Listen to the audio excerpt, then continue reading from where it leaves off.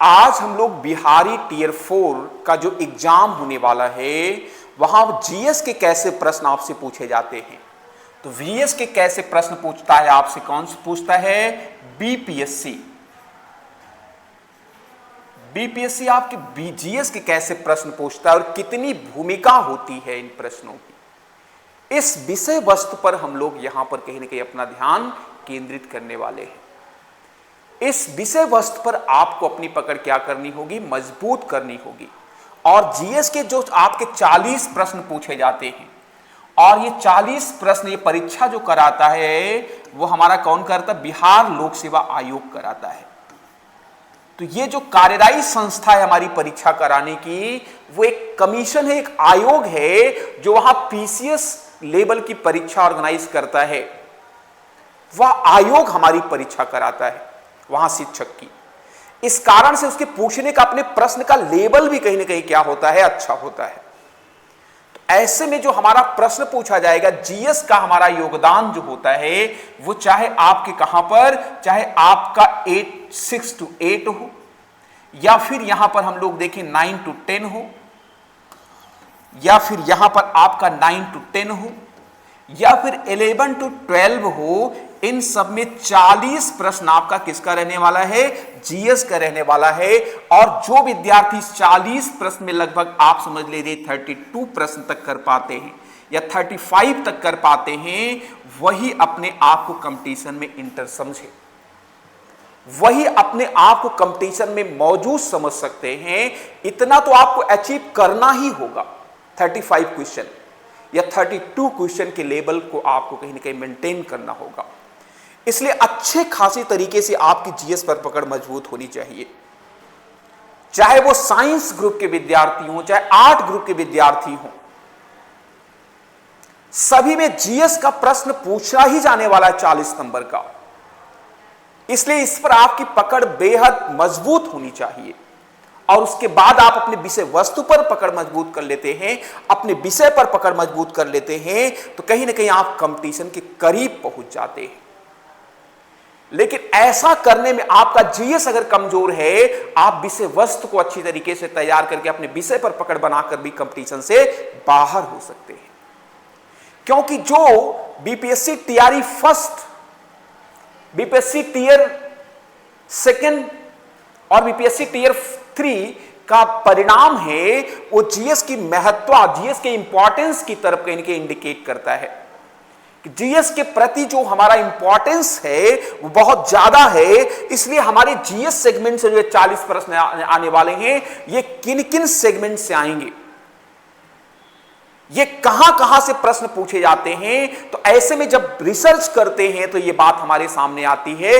इनमें जो हमारे प्रश्न पूछे जाने वाले हैं, वो प्रश्न यहां पर हम लोग देखें तो कहीं ना कहीं एक गोला बना करके इसको हम लोग देखने का प्रयास करें, तो जियोग्राफी से यहां पर प्रश्न आते हैं, और फिर यहां पर हिस्ट्री से प्रश्न आते हैं, और फिर यहां पर पॉलिटी से प्रश्न आते हैं, और फिर यहां पर कहीं ना कहीं हमारे किससे प्रश्न आते हैं? फिर हमारा यहां पर कहीं ना कहीं आप देखिए करंट अफेयर्स,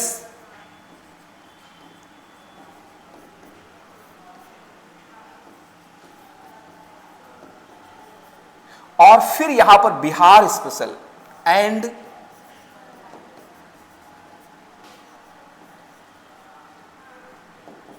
बिहार स्पेशल से आपके प्रश्न आएंगे।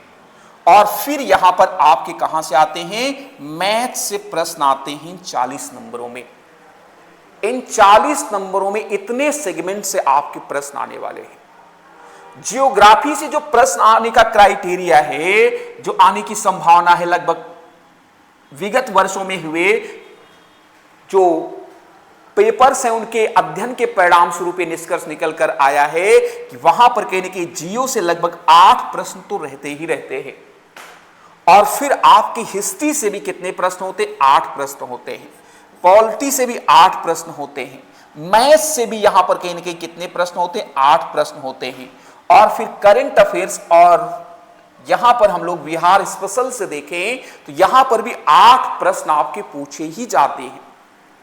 इसलिए पूरा मिलाकर के हम लोग देखें तो 5 एरिया से आपके 5 सेक्टर से प्रश्न पूछे जाने वाला है और 8 प्रश्न अगर पूछे गए तो 8 पंचे कितना हो गया, 40 प्रश्न आपके यहां पर होते हैं। इन 40 प्रश्नों पर आपकी पकड़ यह सुनिश्चित कर देगी कि आप बीपीएससी टियर 4 में सिलेक्शन लेने वाले हैं कि अन्यथा यह रास्ता आपके लिए कठिन होने वाला है। इसलिए आपकी जो अध्ययन प्रक्रिया होनी चाहिए वो अपने विषय के साथ साथ आपका जो सेगमेंटेड सब्जेक्ट है उसके साथ साथ आपकी जीएस की पकड़ कहीं ना कहीं मजबूत होनी चाहिए। तब अपनी रीच आप कहीं ना कहीं टीआरई 4 में मेंटेन कर पाएंगे और परीक्षा परिणाम की लिस्ट में आपका नाम जरूर होगा। ऐसे में आज से ही तत्काल ही कहीं ना कहीं आप अपने टीआरई 4 के लिए अगर लगना चाहते हैं तो जीएस के प्रति आपका फोकस इसी भांति होना चाहिए जैसे अर्जुन ने कहीं ना कहीं मछली की आंख में तीर लगाया था, उस भांति आपकी जीएस की पकड़ होनी चाहिए। क्योंकि यहां पर जो जीएस के प्रश्न पूछे जाने वाले हैं वो फैक्चुअल प्रश्न नहीं है, क्योंकि ये जो एग्जाम कराता है वो कहीं ना कहीं कौन कराता है, बिहार लोक सेवा आयोग के माध्यम से ये प्रश्न कराए जाते हैं, ये परीक्षा कराई जाती है।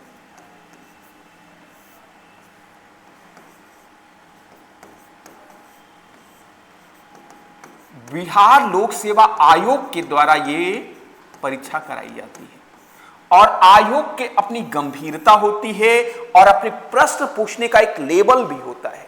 ऐसे में जो बिहार में शिक्षक की परीक्षा होती है उसमें जो आपको जीएस के प्रश्न आने वाले हैं वो कैसे प्रश्न आने वाले हैं, कॉन्सेप्चुअल प्रश्न आने वाले हैं, अवधारणात्मक प्रश्न होते हैं।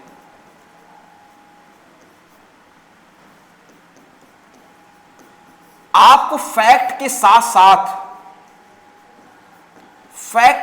साथ कहीं ना कहीं आपको क्या पता होना चाहिए, विषय वस्तु की अवधारणा भी पता होनी चाहिए, क्योंकि कथन कारण करके आपसे प्रश्न पूछे जाते हैं और जब तक आपकी विषय के प्रति अवधारणा बिल्कुल स्पष्ट नहीं होगी तब तक आप कथन कारण का जवाब सही तरीके से नहीं दे सकते हैं।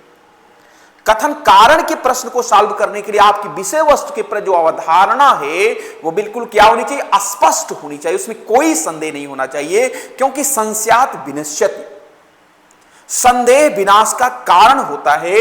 इसलिए आपकी अवधारणा भी विषय वस्तु के प्रति बिल्कुल स्पष्ट होनी चाहिए, क्योंकि जो हमारे प्रश्न पूछे जाने का स्रोत है, सोर्स की अगर हम बात करते हैं कि हमारे स्रोत कौन से हैं, तो प्रश्न पूछे जाने का जो स्रोत है वो आपकी एनसीईआरटी से प्रश्न पूछा जाता है।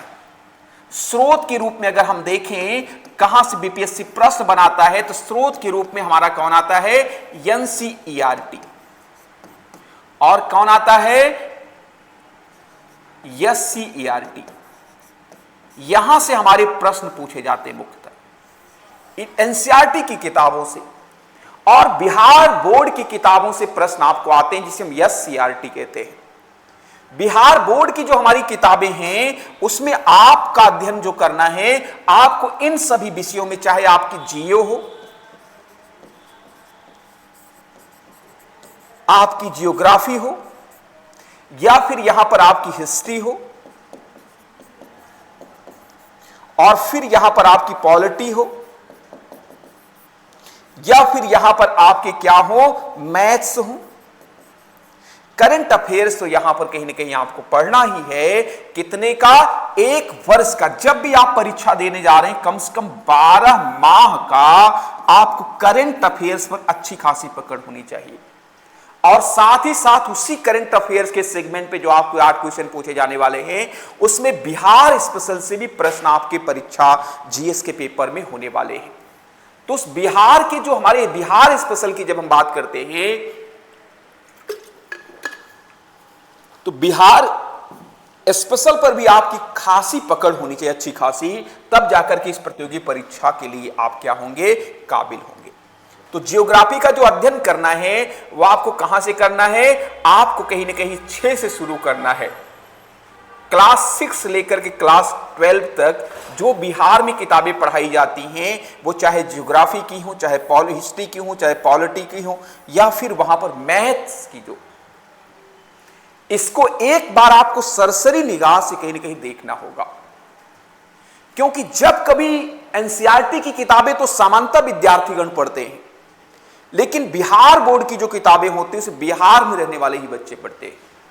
ऐसे में जो अदर राज्य से भी वहां पर परीक्षा देने जा रहे हैं, तो कम से कम उन्हें एससीईआरटी को एक बार अध्ययन की श्रृंखला में रखना होगा, अपनी अध्ययन प्रक्रिया में शामिल करना होगा। और जब आप अपनी अध्ययन प्रक्रिया में एससीईआरटी को शामिल कर लेंगे, बिहार स्टेट बोर्ड की किताबें शामिल कर लेंगे, तब आप इस प्रतियोगी परीक्षा में आने वाले 40 क्वेश्चन के प्रति अपने आप को बेहद सहज महसूस करेंगे। और जैसे ही इस 40 जो प्रश्न आपसे पूछे जाने वाले हैं, उसमें आप 30 के आंकड़े को जैसे ही क्रॉस करते हैं, जैसे ही पार करते, वैसे ही आप कंपटीशन में अपनी अच्छी खासी मौजूदगी दर्ज कराना शुरू कर देते हैं। इसलिए अपनी अच्छी और मजबूती के साथ मौजूदगी दर्ज कराने के लिए आपको 40 पर कहीं ना कहीं फोकस करना है, क्योंकि विषय पर लगभग विद्यार्थियों की पकड़ होती है। और जो विद्यार्थी इस दिशा में अपना प्रयास कर लेते हैं, तो उनका कहीं ना कहीं सिलेक्शन लिस्ट में भी नाम कहीं ना कहीं दर्ज हो जाता है। तो आप सभी, क्योंकि आप इस परीक्षा को गंभीरता से आपको लेना होगा, क्योंकि यह बिहार लोक सेवा आयोग इस परीक्षा को करा रहा है। सभी राज्यों के लोक सेवा आयोग होते, जैसे उत्तर प्रदेश लोक सेवा आयोग कोई परीक्षा कराता है तो उसकी अपनी गंभीरता होती है, कोई शिक्षा आयोग का परीक्षा कराएगा तो उसकी अपनी अलग गंभीरता होती है, उसका अलग रिसर्च टीम होता है। तो अगर बिहार लोक सेवा आयोग परीक्षा करा रहा है, तो वहां पर बड़े बड़े कहीं ना कहीं वहां पर परीक्षा के जो पेपर सेट करने वाले लोग होते हैं, वो उसमें कहीं ना कहीं आईएएस पीसीएस या बड़े बड़े प्रोफेसर शामिल होते हैं। तो उस लेवल को कहीं ना कहीं परीक्षा में प्रश्न बनाए जाते हैं। तो अगर आपकी पढ़ाई एनसीईआरटी और एससीईआरटी पर फोकस होकर के होगी, और किस अवधारणा पर होगी, फैक्ट और प्लस अवधारणा दोनों को मिलाकर होगी, तब आप जीएस में अच्छा करने से आपको वंचित नहीं हो पाएंगे। आपको दुनिया की कोई ताकत नहीं रोक सकती है कि आप जीएस में अच्छा ना करें, लेकिन हां, आपको स्रोत के रूप में एनसीईआरटी और एससीईआरटी को रखना होगा। और फिर 6 to 12 तक की सारी किताबों को, जो यहां पर हम लोग देख रहे हैं, 5 सेगमेंट हमारे सामने दिखाई पड़ रहे हैं, चाहे वो ज्योग्राफी हो, चाहे हिस्ट्री हो, पॉलिटी हो, मैथ्स हो, इस पर आपकी पकड़ होनी चाहिए। यहां पर एक एक क्वेश्चन के लिए कहीं ना कहीं संघर्ष है, एक एक क्वेश्चन आपके लिए बहुत इंपॉर्टेंस है। इसलिए बिहार स्पेशल के अगर 2-3 ही प्रश्न पूछे जा रहे हैं, तो उसको भी आपको अपने खाते में दर्ज कराना है, उसको भी आपको बाहर नहीं जाने देना है। तो आपकी इस रणनीतिक तैयारी से ही आप यहां पर टीआरई 4 में सफलता प्राप्त कर सकते हैं। बिल्कुल सुनिश्चित है, बिल्कुल सुनिश्चित है। और इस प्रकार से आपको हिस्ट्री पॉलिटी को अपनी अवधारणा, क्योंकि कोई भी प्रतियोगी परीक्षा हो, और खास तौर पर जब आयोग कराता है, तो उसमें अवधारणा और फैक्ट की भूमिका कितनी हो जाती है। अगर फैक्चुअल जो प्रश्न पूछे जाते हैं 40% पूछे जाते हैं, तो अवधारणात्मक प्रश्न जरूर 60% पूछे जाएंगे।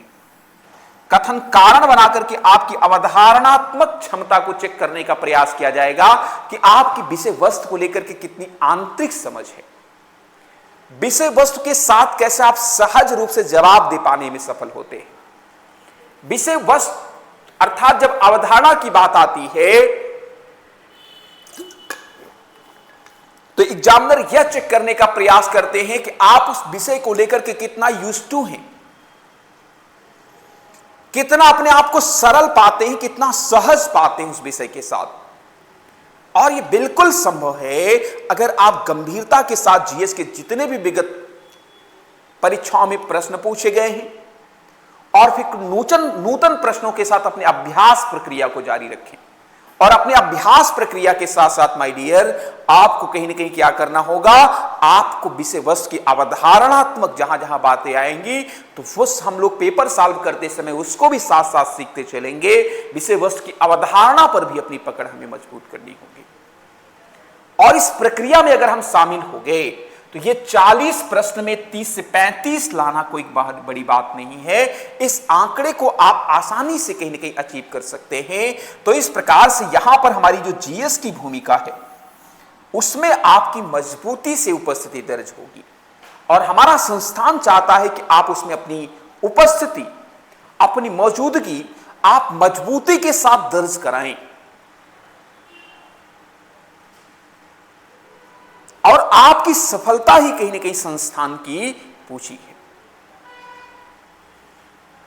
विगत वर्षों में संस्थान ने अच्छी सफलता दी है, तो उसका मोटिव है कि आप जीएस को लेकर के आगे बढ़ें और जीएस को पढ़ने का तरीका कहीं ना कहीं ऐसा आपका हो कि जिससे आप ज्यादा से ज्यादा कहीं चीजों को स्पष्ट कर पाए। तो हम लोग यहां जीएस ज्योग्राफी से जो प्रश्न आएंगे, चाहे नदी हो, पर्वत हो, पहाड़ हो, या फिर आपकी वर्ल्ड ज्योग्राफी से पूछे जाने वाले प्रश्न हो, उस पर विहंगम तरीके से हम लोग अवधारणात्मक तरीके से वार्ता करेंगे। और फिर हम लोग यहां पर देख रहे हैं हिस्ट्री के विषय में जब हम लोग बात करते हैं, तो हिस्ट्री में भी हम लोग फैक्चुअल, आपका चाहे प्राचीन इतिहास हो, मध्यकालीन इतिहास हो, या फिर आपका कहीं ना कहीं आधुनिक इतिहास हो, ये अभी तक का जो इतिहास चल रहा है जिसमें आप भी शामिल हैं, आप प्रतिपल इतिहास बन रहे हैं, वहां तक के नॉलेज को आपको जोड़ने का प्रयास किया जाएगा। और फिर जब हम पॉलिटी की बात करते हैं तो हमें पॉलिटी में भी कहीं ना कहीं चीजों को सहज तरीके से पढ़ना होगा। हमारी संसद, कार्यपालिका, न्यायपालिका, व्यवस्थापिका, और फिर हमारे अनुच्छेदों को लेकर के हमारी पकड़ क्या होनी चाहिए, मजबूत होनी चाहिए। और क्योंकि डायरेक्ट यहां पर कहीं ना कहीं अनुच्छेद से प्रश्न पूछे जाते हैं, और फिर हमारी कार्यपालिका, न्यायपालिका, व्यवस्थापिका के फंक्शनिंग से यहां पर पॉलिटी के प्रश्न आते हैं और कारण कार्य बना करके प्रश्न दिए जाते हैं। तो ऐसे में हम कथन के रूप में प्रश्न दिए जाते हैं, कितने कथन सही हैं। तो इस कारण से जब हम इन सभी की गंभीरता के साथ अध्ययन करेंगे, तो कितने भी कथन दिए जाएं, जो हमारे राइट कथन होंगे, जो हमारे सत्य कथन होंगे, वहां तक हमारी पहुंच क्या हो पाएगी, आसानी से मजबूत हो पाएगी। और हम नीरछीर विवेक की प्राणी की तरह गलत को गलत और सही को सही सांचे में क्या कर पाएंगे, ढाल पाएंगे, नीरछीर विवेकी हो पाएंगे। और फिर हम दूध का दूध और पानी का पानी कर देंगे, अलग कर देंगे, गलत को गलत और सही को सही के रूप में सेलेक्ट कर देंगे, और फिर हमारा सिलेक्शन कहीं ना कहीं सुनिश्चित हो। और फिर यहां पर मैथ के जो आपके क्वेश्चन पूछे जाने वाले हैं, वो मैथ के भी यहां पर आपके 8 क्वेश्चन आने वाले हैं, इसका भी अपना महत्वपूर्ण स्थान है।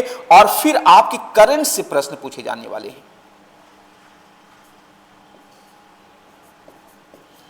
और फिर बिहार स्पेशल से प्रश्न पूछे जाने वाले हैं। तो इस पर भी आपकी पकड़ क्या होनी चाहिए, मजबूत होनी चाहिए माय डियर। तो इस कारण से कहने कि करंट अफेयर्स भी आपके कब तक होना चाहिए, जब भी आप परीक्षा देने जा रहे हैं, कम से कम 1 वर्ष का, 1 वर्ष पर तक के करंट अफेयर्स पर आपकी क्या होनी चाहिए, पकड़ मजबूत होनी चाहिए। क्योंकि इस 40 नंबर में 35 के आंकड़े को प्राप्त करने के लिए आपको मेहनत तो करनी पड़ेगी, और जब आप मेहनत कर देंगे तो आप बीपीएससी टीयर 4 का जो एग्जाम आपका होने वाला है, ये आपके टीआरई 4 का जो एग्जाम होने वाला है, और टीआरई 4 0.4 में आपकी उपस्थिति क्या हो जाएगी, दर्ज हो जाएगी, आपका लिस्ट में नाम कहीं न कहीं उपस्थित होगा। तो इस कारण से सब लोग अपनी तैयारी को जीएस ओरिएंटेड, जीएस को केंद्र में रख करके आपको अपनी तैयारी को आगे बढ़ाना होगा। क्योंकि विषय जैसे जिसका पॉलिटी है उसकी अपनी पकड़ मजबूत है, ज्योग्राफी है तो उसकी पकड़ मजबूत, मैथ है तो उसकी पकड़, केमिस्ट्री है तो उसकी पकड़ मजबूत, फिजिक्स है तो उसकी पकड़ मजबूत है। लेकिन जीएस में कहीं ना कहीं इतने जो हमारे सेगमेंट आते हैं, ये सबके लिए नूतन लगभग होता है, नया होता है। तो ऐसे में इस सेगमेंट में जो अच्छा करते हैं, अगर जो विद्यार्थी हमारी फिजिक्स लेकर के तैयारी कर रहे हैं और टीआरई 4 0.4 में सक्सेस होना चाहते हैं, तो उनका फिजिक्स में तो कहीं ना कहीं मजबूत पकड़ है। लेकिन अगर जीएस में उन्होंने औसत नंबर जो यहां पर गेन किया, उन्होंने जो नंबर गेन किया है, अगर 15 नंबर पा गए, तो फिर कहीं ना कहीं वो प्रतियोगी परीक्षा से बाहर जाने की संभावना अधिकतम बन जाती है। तो इस प्रकार से हमें अपनी तैयारी को समायोजित करना है और समेकित करना है। और अगर हमने ऐसा समायोजन और समेकन कर लिया तो फिर हमारे लिए तैयारी 4 क्या हो जाएगा, बहुत ही सहज हो जाएगा, बहुत ही सरल हो जाएगा। और ये सारे सेगमेंट में चाहे आप 6 to 8 दे रहे हो या 9 to 10 दे रहे हो, टीजीटी लेवल का दे रहे हो या पीजीटी लेवल का दे रहे हो या माध्यमिक लेवल का दे रहे हो, सभी जगह जीएस की भूमिका क्या है, बराबर ही है, न कम न ज्यादा। ऐसा बीपीएससी ने बनाया भी है। और यही नहीं, अगर आप शिक्षक प्रतियोगी हैं तो आपके यहां जो एलटी ग्रेड की वैकेंसी आने वाली है, संभावना है कि जल्द वैकेंसी आ जाए, उसमें भी जीएस का अधिमान, उसमें भी जीएस की भूमिका अच्छी खासी रहने वाली है। तो आप अगर शिक्षक बनना चाहते हैं तो जीएस से अपने आप को दूर रख करके नहीं देख सकते। हो सकता है कि बहुत मोस्ट प्रोबेबिलिटी है, अधिकतम संभावना है कि आने वाले लगभग सभी शिक्षण, चाहे आप उत्तर प्रदेश देख लें, सभी शिक्षण की जो जॉब होंगे उसमें जीएस की भूमिका और जीएस का महत्वपूर्ण स्थान रहने वाला है। उत्तर प्रदेश टीजीटी पीजीटी में भी जीएस की भूमिका बढ़ने वाली है। इसलिए आपकी जीएस के जो सेगमेंट है, ज्योग्राफी है, पॉलिटी है, हिस्ट्री है, या आपकी करंट अफेयर्स है, सामान्य मैथ है, सामान्य गणित है, इस पर आपकी पकड़ निश्चित तौर से मजबूत होनी चाहिए। और जो विद्यार्थी हमारे 1 to 5 का एग्जाम दे रहे हैं, उनके लिए जीएस के साथ साथ सीडीपी की भूमिका बढ़ जाती है। और जो विद्यार्थी हमारे बीएड किए हुए हैं उनके लिए तो इस प्रकार से अपनी तैयारी को मुकम्मल आयाम देने के लिए आपको जीएस के साथ तो कहीं ना कहीं क्या होना पड़ेगा, यूज्ड टू होना पड़ेगा, जुड़ना पड़ेगा। और जब आप जुड़ जाते हैं तो आपकी सफलता पूरी तरीके से क्या हो जाएगी, निश्चित हो जाएगी माय डियर। और उसी निश्चित सफलता की दिशा में आपको आगे बढ़ना है। और उस क्रम में आपको 40% जो फैक्ट होता है उस पर तो काम करना ही है, साथ साथ कॉन्सेप्ट बिल्डिंग भी करनी है।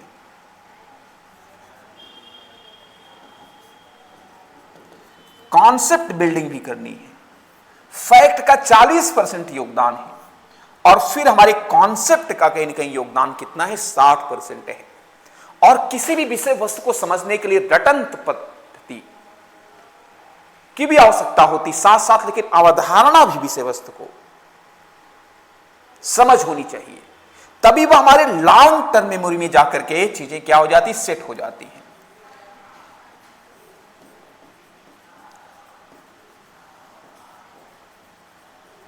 लॉन्ग टर्म मेमोरी में चीजें जाकर के सेट हो जाती हैं दीर्घकालिक याददाश्त के रूप में। दीर्घकालिक याददाश्त,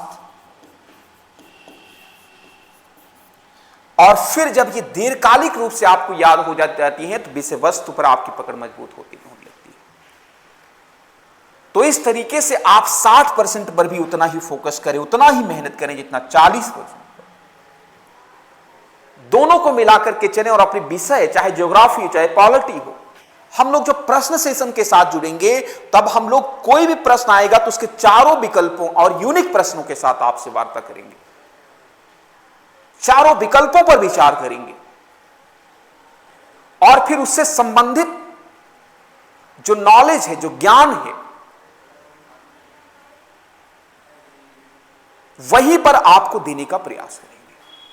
आप एक प्रश्न सॉल्व कर रहे होंगे, वो प्रश्न अपने आप में यूनिक होगा, उससे जुड़े हुए अन्य चीजों की भी जानकारी आपको साथ साथ होती रहेगी।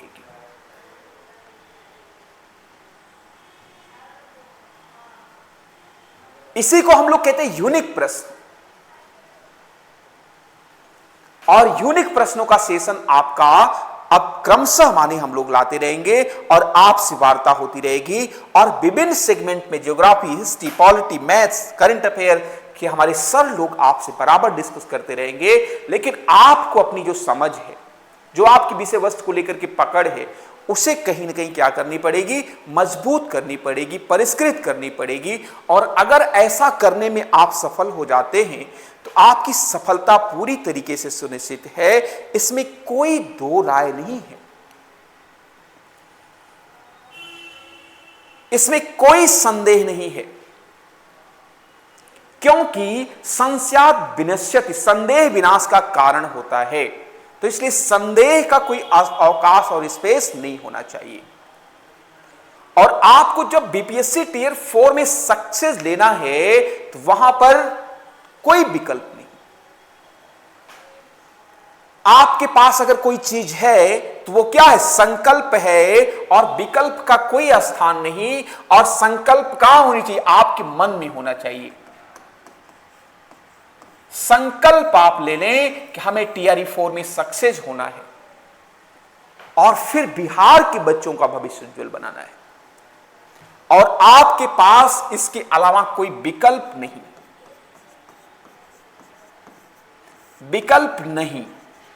जब ऐसी स्थिति आ जाती है, करो मरो की स्थिति आ जाती है, तो ऐसे में आपकी सफलता की दर जो है वो 100% हो जाती है। कोई विकल्प नहीं। हमारे पास अगर कोई चीज है तो वो क्या है, संकल्प है। और यही संकल्प आपको 100% सफलता की ओर उन्मुख करती है, सफलता उन्मुख बनाती है। और फिर आपकी सफलता कहीं ना कहीं क्या होती है, सुनिश्चित होती है। जब आपके पास विकल्प होगा, संकल्प नहीं होगा, तो आप कितने भी पढ़ो, आपकी विषय को लेकर के गंभीरता का विकास नहीं हो पाएगा। आप विषय के उन मार्मिक स्थलों से वंचित रह जाएंगे जहां से बिहार लोक सेवा आयोग आपसे प्रश्न पूछने वाला है। क्योंकि ये कोई छोटा मोटा आयोग नहीं है, इसके पास अपनी एक रिसर्च टीम है और वह रिसर्च टीम कहीं ना कहीं पेपर बनाती है, तो उसका लेवल अपने आप में कहीं ना कहीं क्या होगा, एक ठीक ठाक होगा। तो इस कारण से आपकी एक तैयारी भी जो होनी चाहिए वो क्या होनी चाहिए, परिष्कृत होनी चाहिए, अस्पष्ट होनी चाहिए, क्रिस्टल क्लियर होनी चाहिए बिल्कुल।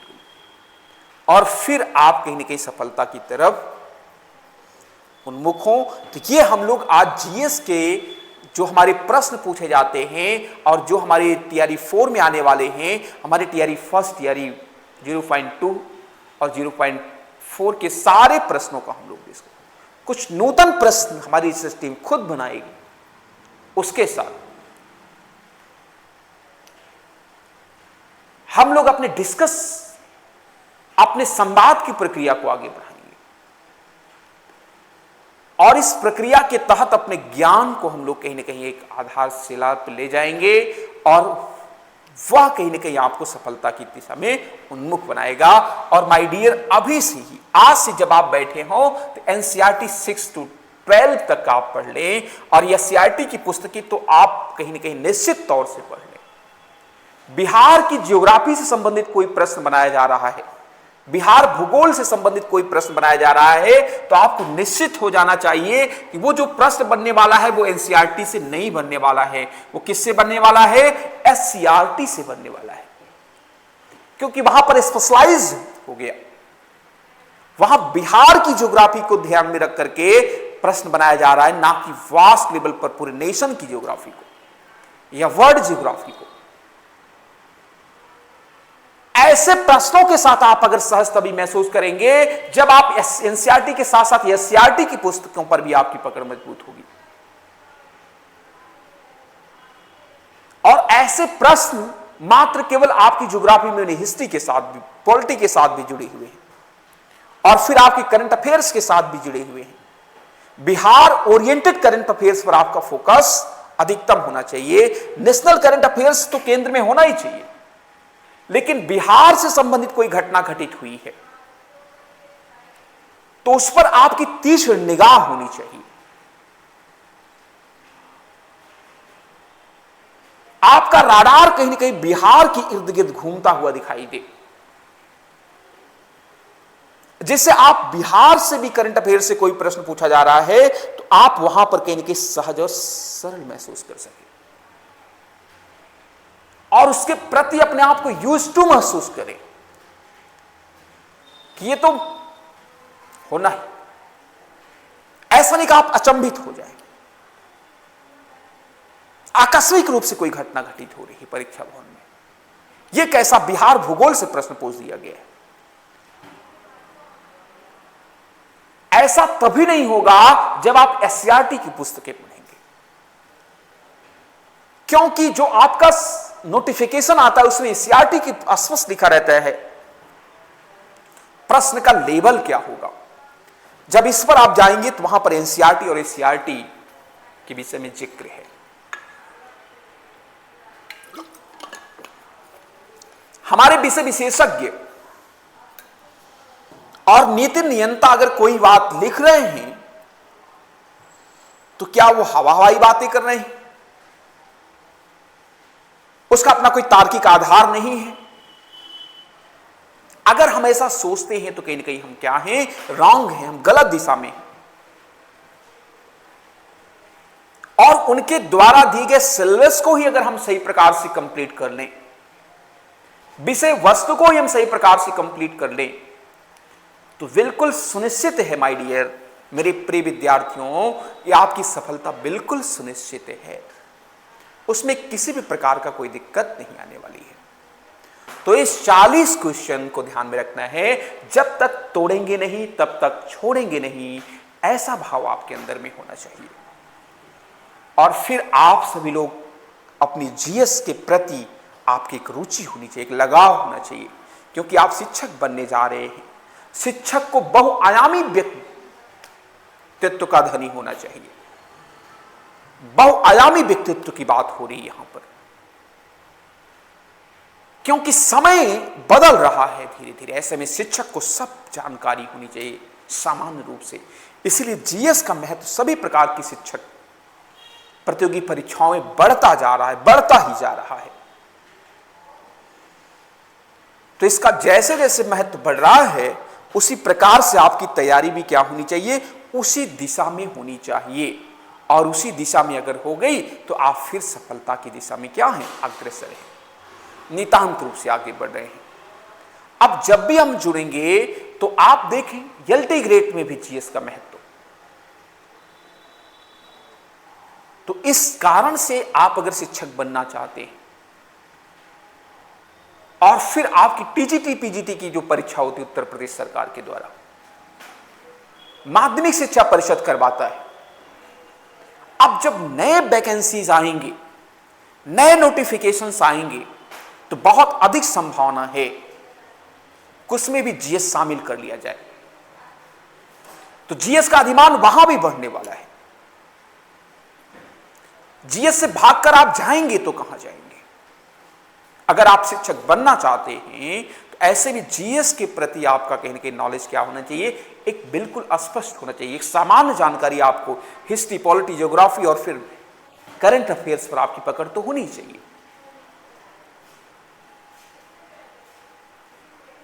तो इससे कहीं ना कहीं आप वंचित नहीं रह सकते। अगर आप इससे वंचित हैं तो फिर आप प्रतियोगी परीक्षा से क्या हो सकते हैं? बाहर हो सकते हैं। इसलिए इस पर अपनी पकड़ निरंतर रूप से आप बनाते रहें और फिर उसे परिष्कृत करते रहें, और यही परिष्करण आपको कहीं ना कहीं अंतिम रूप से आपकी सफलता को क्या करता है? सुनिश्चित करता है माय डियर। तो हम लोग यहां पर देख रहे हैं 6 to 8 और फिर 9 to 10, 11 to 12 की जो हमारी परीक्षाएं होने वाली हैं,